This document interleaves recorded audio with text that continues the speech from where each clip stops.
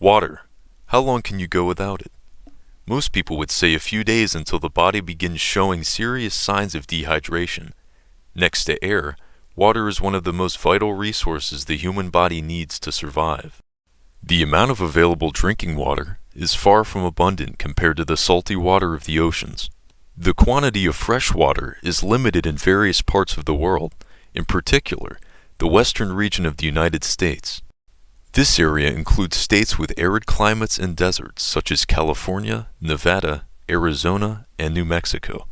As climate change increases in severity, this region is affected significantly by the rising temperatures.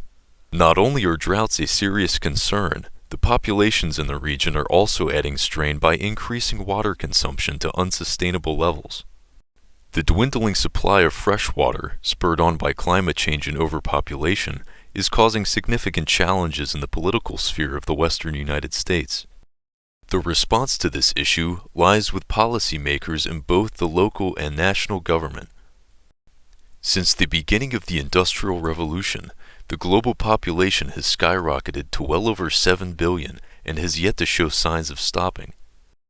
According to the U.S. Census Bureau, 4 cities in California and 1 in Arizona are listed in the top 15 most populous cities in the country, with Phoenix, Arizona seeing the highest increase in growth from 2017 to 2018.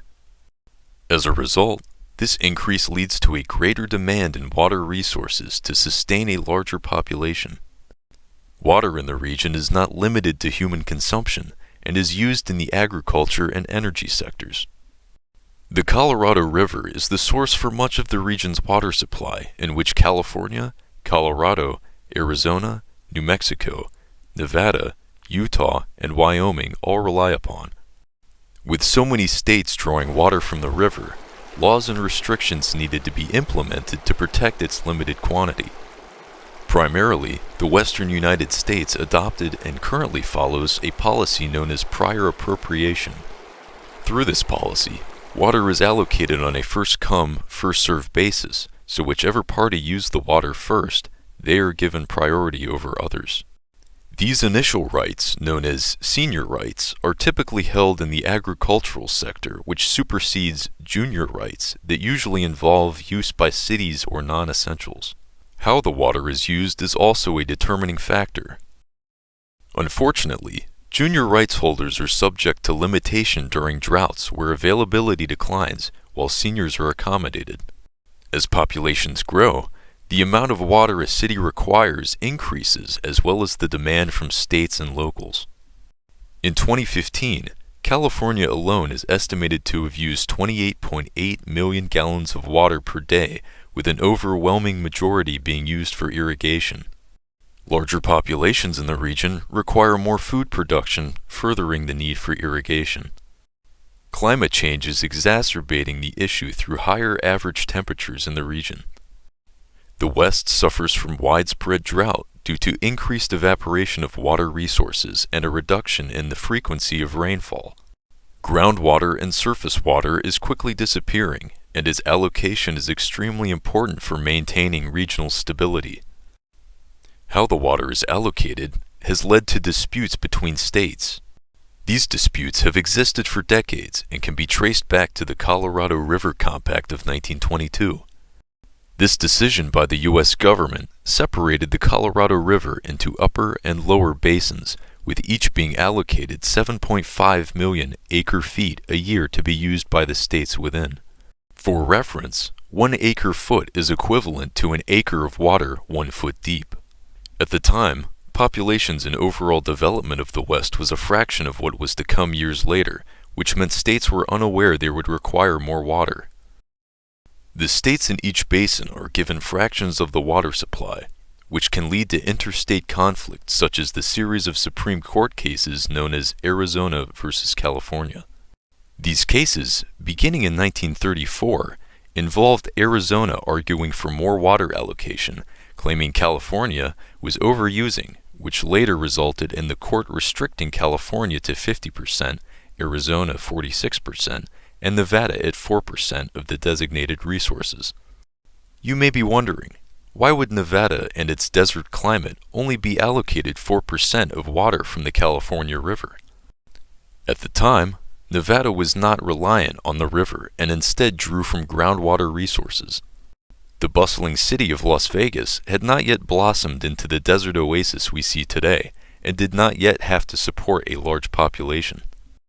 However, it wasn't until the 1970s and 80s when officials became more concerned about water scarcity, and by 1991, the Southern Nevada Water Authority was formed to work towards acquiring more water from the Colorado River. Disputes over water continue to this day. In particular, the Supreme Court case of Texas versus New Mexico.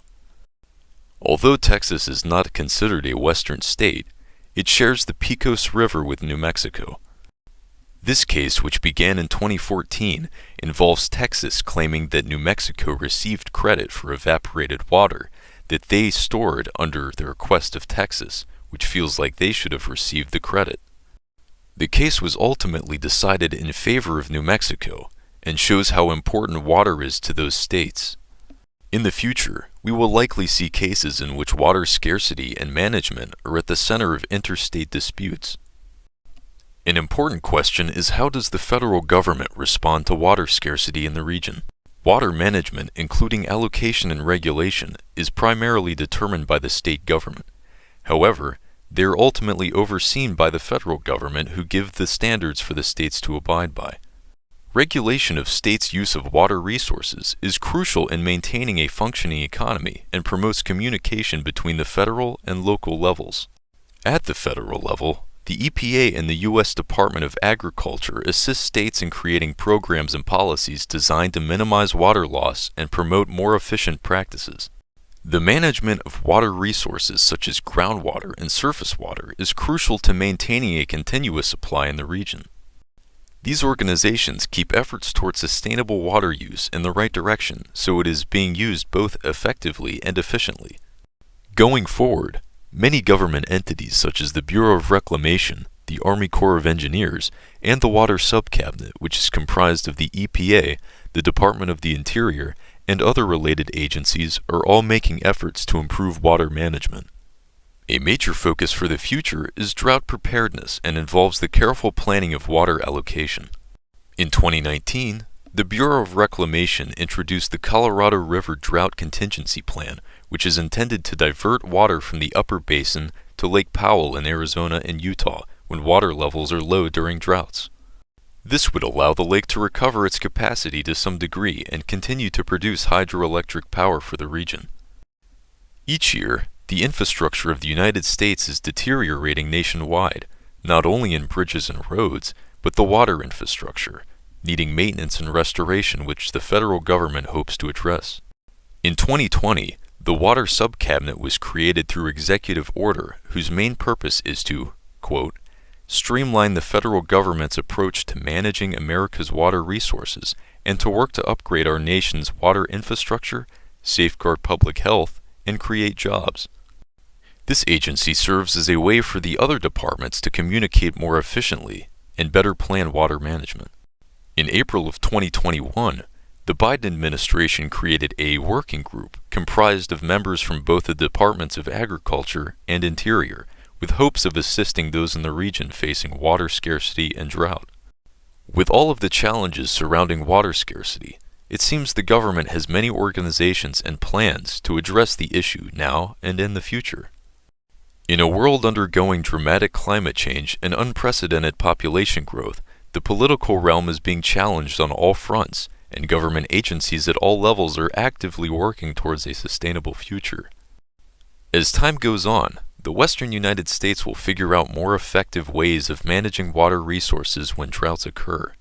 It is important for states to work together alongside the federal government to keep things running smoothly and minimize interstate disputes. Although the majority of water scarcity appears to only be affecting half of the country, we are all in this together and should do what we can to help.